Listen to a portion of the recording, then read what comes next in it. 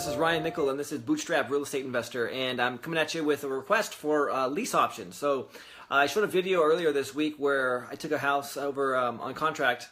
It was a lease option, and they wanted to know how I did this and what I basically do. Do I just call people up on the phone and say, hey, guess what? I'm in the business of buying and selling real estate. Do you have a home that I can go ahead and take over contract for you, or buy with lease options? And that's exactly how I don't do it. That just doesn't work. I've tried that method many times.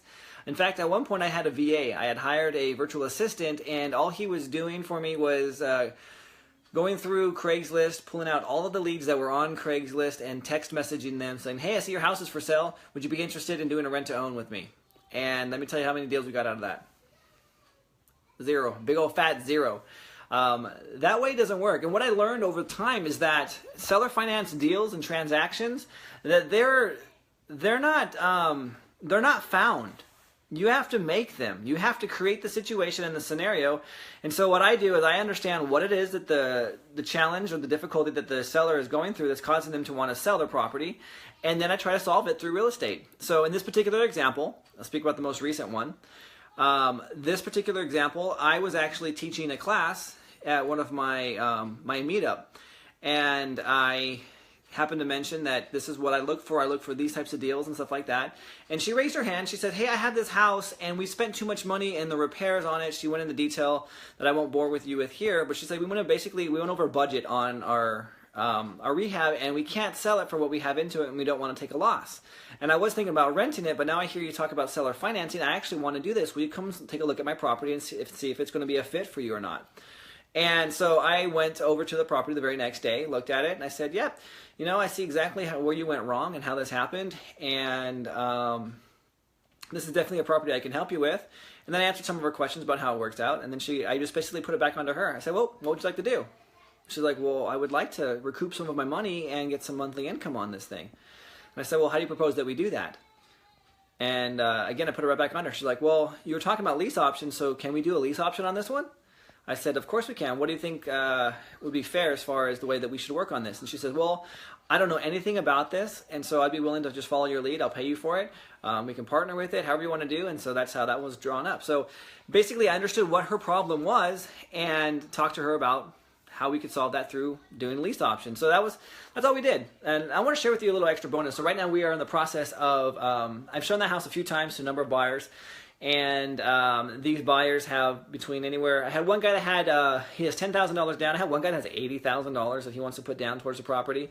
And so let me show you exactly how I do this, and whether or not my rule of thumb is how I decide whether or not I want to do a lease option or whether I want to do a contract for deed or a long-term rent to own. So got the baby's crying in the background and everything going on here. So seller finance, this is basically how I do it. If they have between 3 and 5% to put down, I do a lease option with them. That's anywhere between a 2 and 3 year term, and then they can build up the down payment over time. That's perfect. But if not, that's what we're doing. We're doing a lease option. If they have anywhere between 10 and 20%, I'm going to do a contract for a deed, and I'm going to work with them on that, and we end up being the bank for them long term. But before I ever discuss doing a contract for deed, I need to make sure, one, that my seller is cool with it, and then two, how long they want to carry it for. Because some sellers don't want to do full 30 years. For me, my own personal properties, I'll do it for as long as 40 years. On some sellers that I have partnered with, we do them for, we'll amortize them over 30 years, but there might be a 5-year balloon, or there might be a 2 or 3 year balloon in it. But it's just how we do it. The benefit, somebody asked, benefit in doing a balloon if it's versus a lease option and a contract for, and that's a fair question.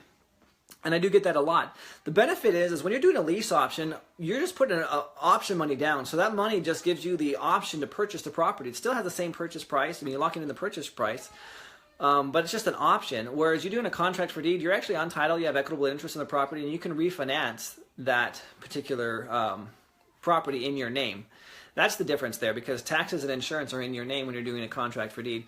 So if someone wanted to, this is a real case that we did. Last October, we did a home, $400,000 deal. I believe it was all said and done with like $417,000. 420. It was $420,000, and they put $42,000 down. It's amortized over 2 years, and they only wanted 2 years because they're going to get their own financing, but they didn't want to do purchase money after putting that kind of money down. They wanted to do a refinance. It would have been easier for them to qualify with a refinance, and so that's the reason why we structured it that way. So there are many different ways of doing structure these deals, and plus the seller, that's what he wanted. He wanted to be out of it in 2 years anyway, and so he was okay doing a contract for deed, and we just sandwiched ourselves in the middle of that one. So there's many different ways to do this. It's just a matter of finding out what it is, what challenge does the seller have that you can solve through real estate. And that's how you discover whether or not you're going to do any kind of creative financing with seller financing or not. It might not be the situation. For example, I have a home down in, some of you know where I'm at locally. I'm in Northern California, but there's a house down in Sacramento that we're currently in contract with right now, and the seller said no seller financing whatsoever, but I'll give it to you at a huge discount. It's not a large enough discount where it's going to be attractive to a flipper. It's definitely a large enough discount where we're able to find an investor that wants to keep it as a long-term hold. So that one, of course, no seller financing there, but we got it into a situation. Again, the seller, they're old, they don't want to be landlords anymore, so we just sign those contracts out. So you got to figure out what is the desired outcome that the seller wants, and then go about trying to solve that problem through real estate. It's really just that simple, and that's all we do.